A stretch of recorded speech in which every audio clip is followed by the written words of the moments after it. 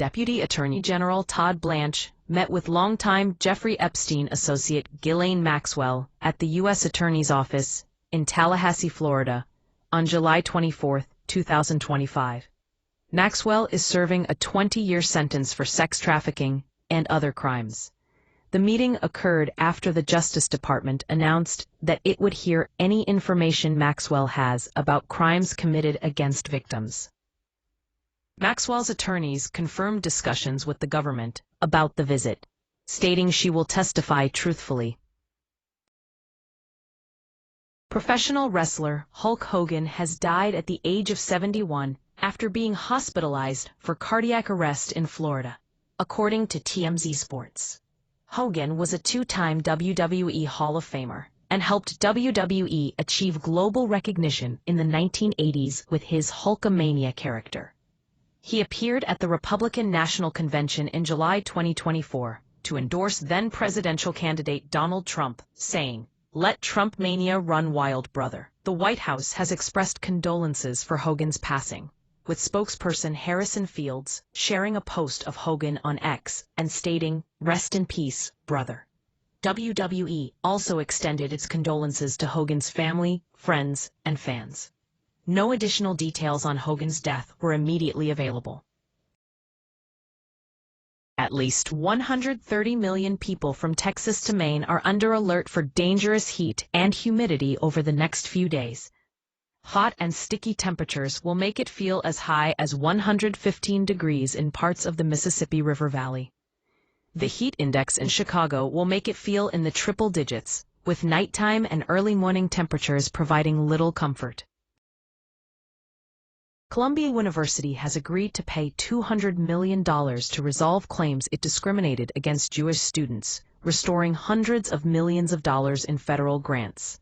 The settlement comes after the university faced allegations of anti-Semitism and unequal treatment of Jewish students. William McNeil Jr. has spoken out about his violent arrest by deputies in Jacksonville, Florida, which went viral. In an interview with ABC News' Lindsay Davis, McNeil described what was going through his mind during the incident.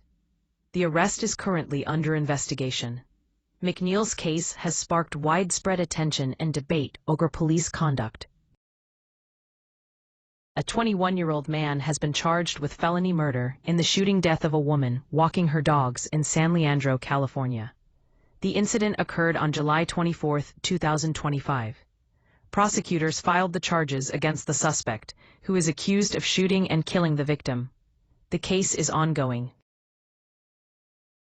A costumed man playing a bear was chased by police and a hunt club during a bear drill in Japan, following recent attacks across the country.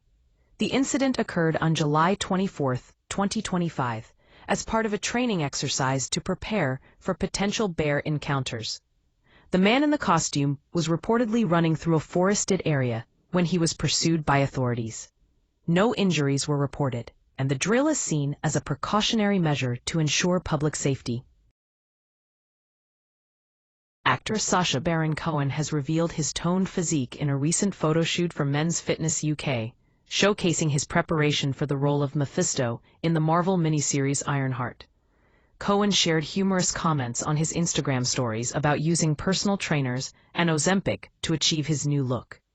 The actor finalized his divorce from ex-wife Isla Fisher in June 2024, after announcing their split in April 2024.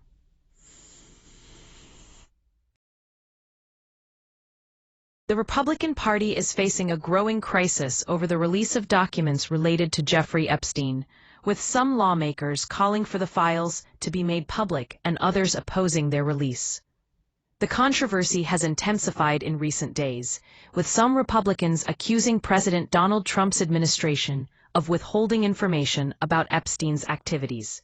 The issue has become a major point of contention within the party, with some lawmakers warning that it could cost them votes in the midterm elections. Representative Thomas Massie, Republican Cowie, said that he and Representative Ro Khanna Democrats have introduced a resolution to demand the release of the Epstein files, which is expected to come up for a vote later this week. However, House Speaker Mike Johnson, Republican LA, has expressed opposition to releasing the documents, saying that it would be The White House has confirmed that Russia attempted to sow distrust and chaos in the 2016 election results. However, this contradicts claims made by Obama officials that Russia was attempting to influence the outcome of the election. Director of National Intelligence Tulsi Gabbard claims that Obama officials manipulated intelligence to undermine Trump's victory by playing up Russia's actions during the 2016 election. The White House has stated that Russia's efforts were aimed at causing psychological effects, such as undermining the credibility of the election process and candidates.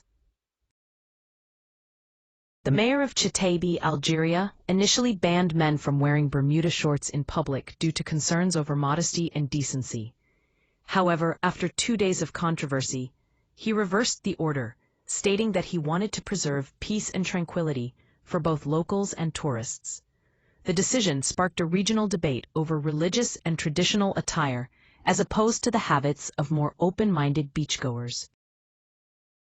Israeli Prime Minister Benjamin Netanyahu has recalled the negotiating team from Doha, following a hardening of Hamas's demands, which now include the release of 200 Palestinians serving life sentences for murdering Israelis.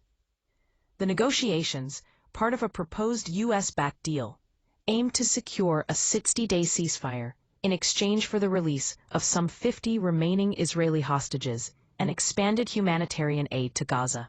However, Hamas is also demanding that Israeli troops withdraw to positions held before March 2nd, and that the Rafah crossing between Gaza and Egypt reopen in both directions. The group further opposes the newly established U.S.-backed Gaza Humanitarian Fund, demanding a return to the previous UN-supervised mechanism for aid distribution.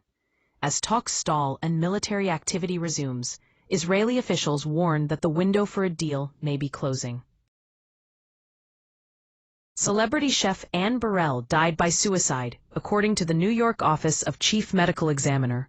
The Food Network star was found unconscious and unresponsive inside her Brooklyn home on June 17.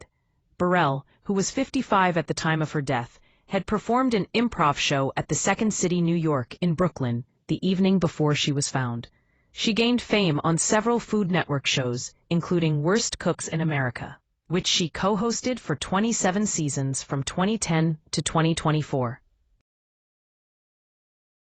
Former White House Chief of Staff Ron Klain is cooperating with congressional investigators seeking information into former President Joe Biden's mental health during his time in office. In a closed-door interview, Klain answered every question posed by Republican lawmakers and was described as very credible by Representative Ro Khanna, D. California. The probe, led by House Oversight Chair James Comer, Republican of Kiowa, aims to determine if top administration aides concealed signs of mental decline in the then-president, potentially leading to executive actions being signed via autopen without his knowledge.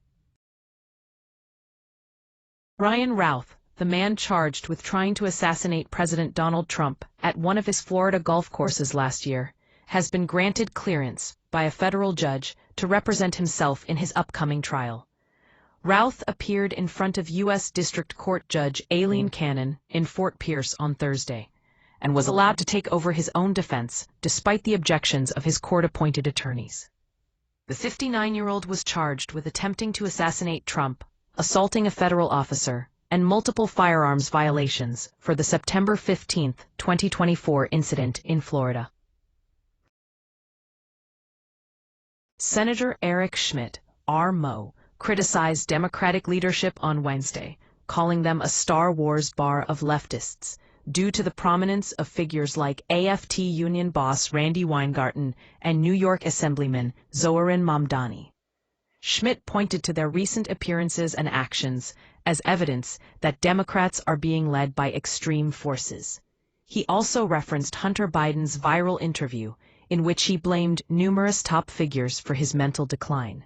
The senator stated that Democrats lack a message and leadership, making it difficult for them to appeal to mainstream America.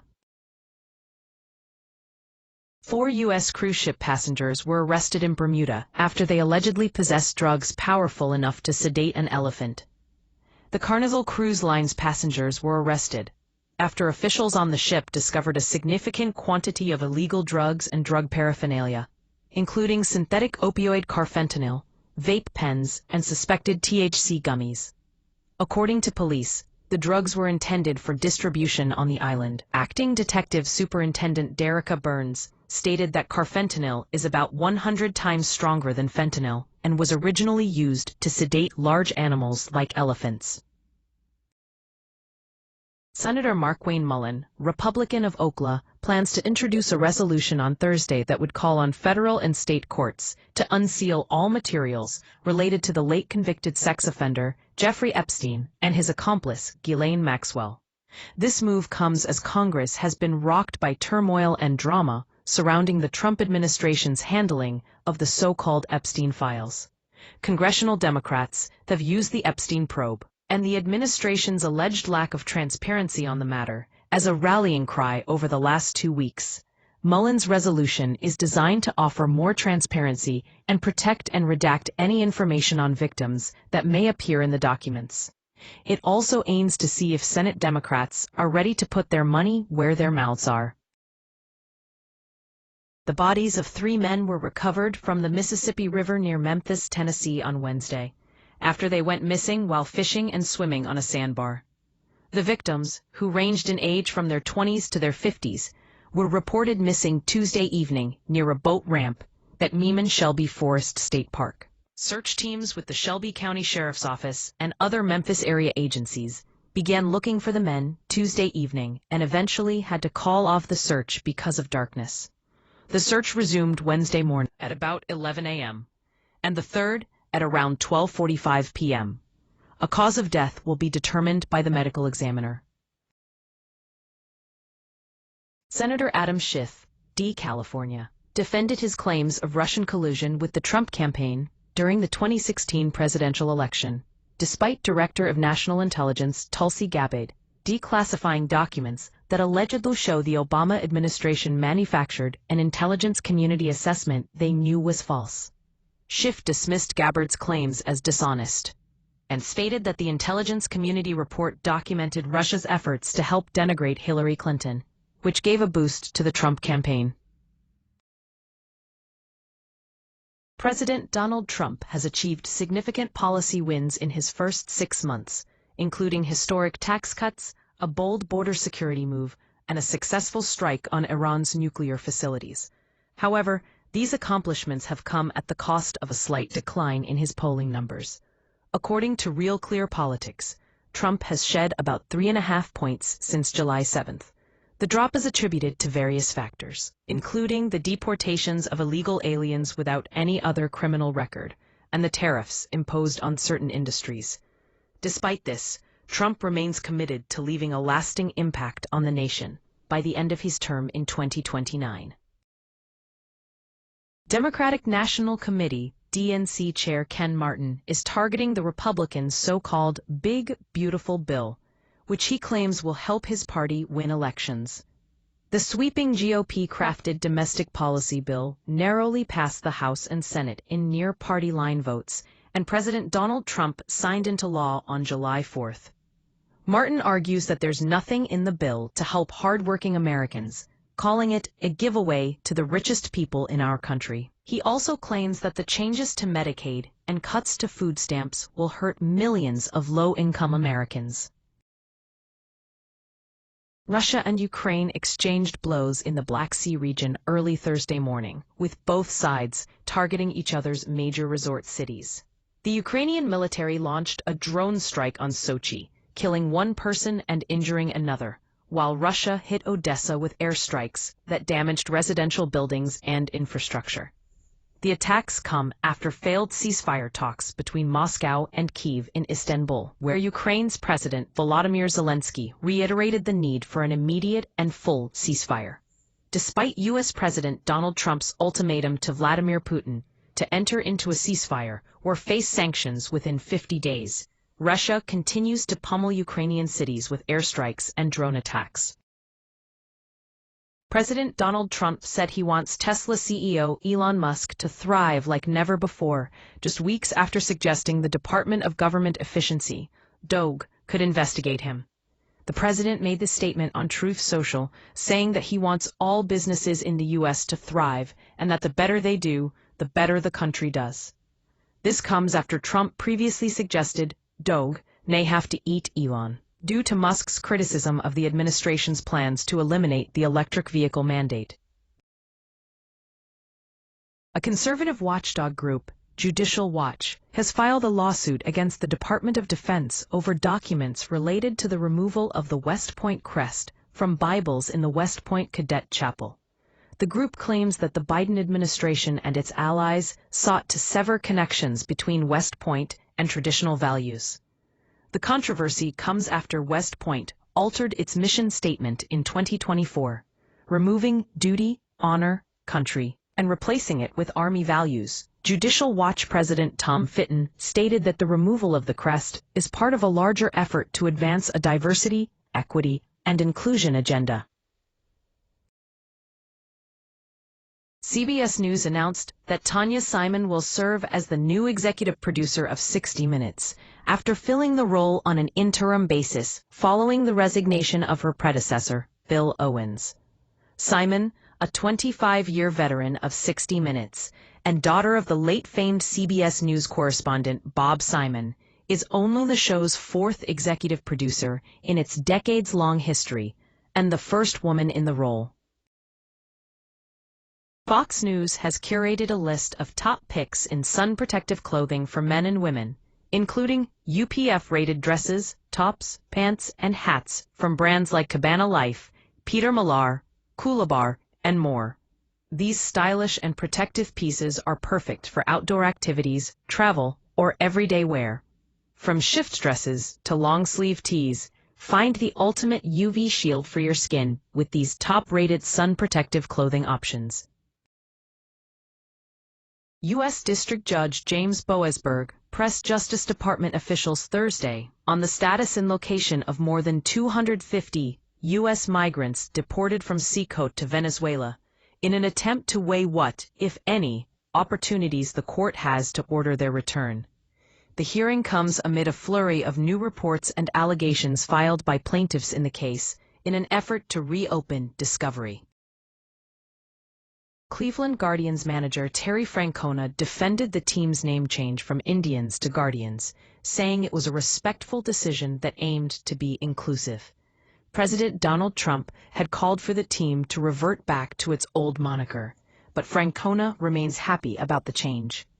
The team changed its name in 2021 after more than 100 years of using the Indians' name, which sparked controversy around Native American nicknames.